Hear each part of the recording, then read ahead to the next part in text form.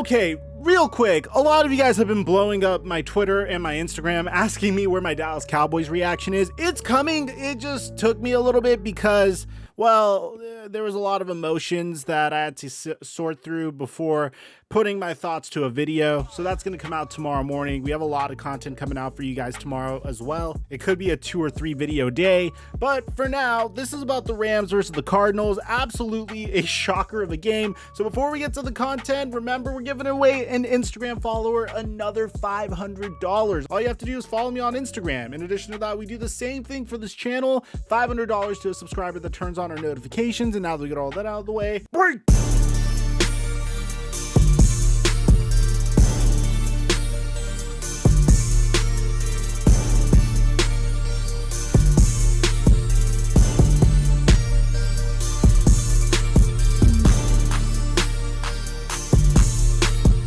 With the amount of work I do on a day-to-day basis, it's really hard to stay energized. And usually the snacks on the market are absolutely loaded with sugar and really bad for you, which is why I recommend Munk Pack. Munk Pack are low sugar and keto-friendly bars that are plant-based, gluten-free, and non-GMO. They're the perfect snack for anyone that's trying to eat better or cut back on sugar and carbs without sacrificing taste. My personal favorite flavor is the peanut butter dark chocolate. I'm just a big peanut butter guy. And the best part is they only contain 2 or 3 grams of net carbs and contain 150 calories or less. And honestly, they have an amazing and chewy texture and come in delicious flavors like sea salt dark chocolate, coconut chocolate chip, or caramel sea salt. So you get 20% off of your first purchase of any Munk Pack product when you use my promo code Mikerophone on monkpack.com. That's promo code Mikerophone on monkpack.com, and they are so confident that you're gonna like this that if you don't like the product, they'll give you your money back guaranteed. And thank you Munk Pack for the sponsorship. Mic check 1 2 1 2. What's going on, everybody? Man, I'm gonna be honest, not to make this about the Dallas Cowboys, but I really needed this game. Like, I needed to see another NFC team that,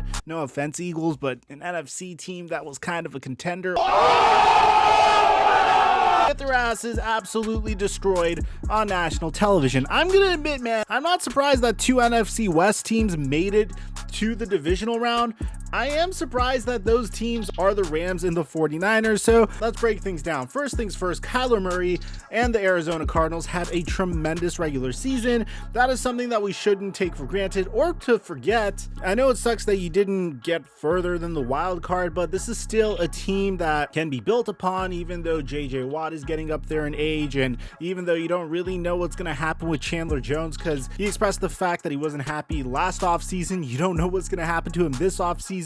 So this was one of those instances where you really wanted to make the most out of this opportunity. You wanted Kyler Murray to come out and ball out. You wanted Cliff Kingsbury to be malleable with the adjustments throughout the entire game.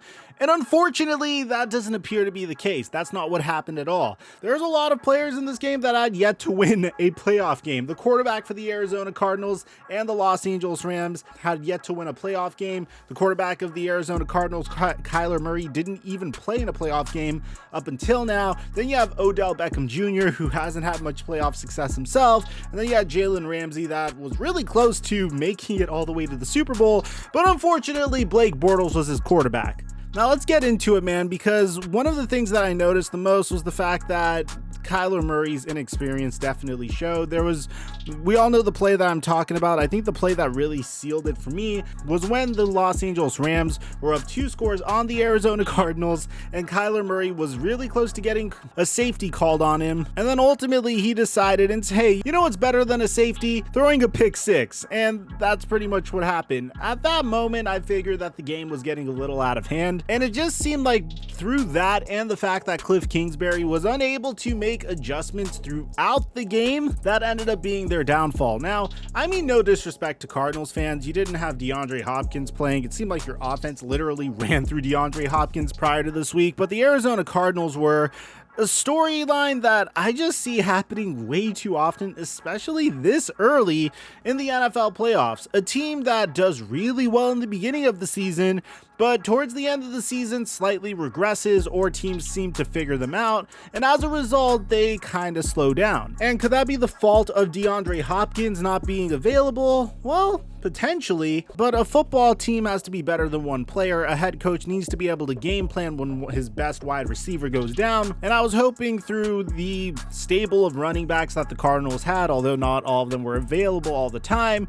and the corpse of AJ Green and the addition of Zach Ertz, that they would somehow be able to recapture that production. But unfortunately, that's not what ended up happening. The Rams have gone all in. I feel like we say this each and every season, but they do. Aaron Donald has been here way too many times. I don't know how many times I've seen Aaron Donald flanked by another future Hall of Famer right next to him, trying to rush opposing quarterbacks. I mean, a couple years ago when they made it to the Super Bowl, the Rams signed Ndamukong Suh to put right next to Aaron Donald, which that in of itself was interior chaos for most offensive lines. And this year they went ahead and got Von Miller, in addition to trading a lot of assets from Matthew Stafford in the offseason. Oh, and by the way, the Rams also got Odell Beckham Jr. for free. It seems like this team is loaded, but on top of that, I think the most important thing about the Rams is they're very disciplined and very well coached. They have Jalen Ramsey, who, of course, isn't always consistently incredible, but more often than not, he will be able to cover the other team's best receiver, with the exception of a couple of plays where he is prone to getting burnt. Teams are actually afraid of throwing it to Jalen Ramsey, believe it or not, even though sometimes he could get burnt like all quarters could. I honestly am happy that this was the result of this game. The reason being because I think the divisional matchups are now pretty freaking awesome, man. You have the Green Bay Packers going up against the San Francisco 49ers, and even though my Dallas Cowboys were a casualty to this, I think that's a pretty awesome matchup. That's the rematch of the NFC Championship 2 years ago, and I want to see Aaron Rodgers vanquish his demons. That's a NFC Championship rematch. I always am a big fan of those. I honestly like the Tampa Bay Buccaneers versus the Los Angeles Rams. Another incredible game. Watching the greatest quarterback of all time go up against this absolutely loaded defense without his top weapons is going to be so freaking fun to watch. Is Tom Brady going to choke on national television? Is it finally the Rams' time to shine? And then you go to the AFC. You have the Cincinnati Bengals, who are an up-and-coming team that I'm going to admit are extremely fun to watch, going up against the Tennessee Titans, which we're going to keep an eye out on Derrick Henry, because it looks like Derrick Henry is going to be back for that matchup, which is another insane storyline in of itself.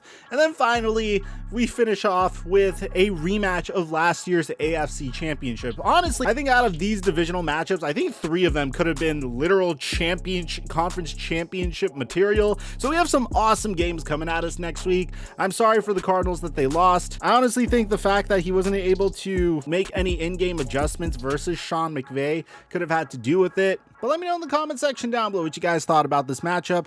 My Cowboys reaction with a lot of tears is going to come tomorrow. Aside from that, I'm your boy Mike, and I'm dropping our mic until our next upload.